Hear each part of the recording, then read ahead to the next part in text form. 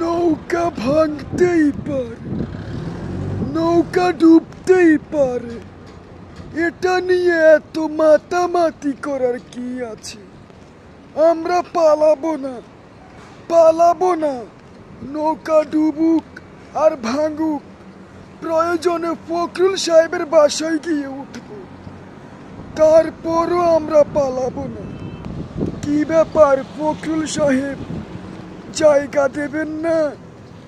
জায়গা না দিলে জোর করে গিয়ে উঠবো, আর জায়গা না হলে দিল্লিতে যাব, ভারতে গিয়ে থাকবো, তারপরও পালাবো না।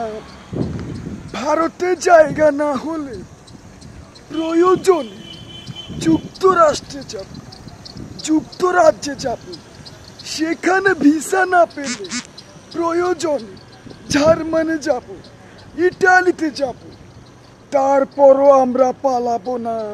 কারণ আমাদের রক্তে পালিয়ে যাওয়ার কোনো অংশ নেই। আমরা পালিয়ে যাওয়ার জাতি। প্রয়োজন ভারতের আনাচে কানাচে গিয়ে থাকবো, তারপরও পালাবো না। পালাবো না বলে দিলাম, কথা মনে রাখবে।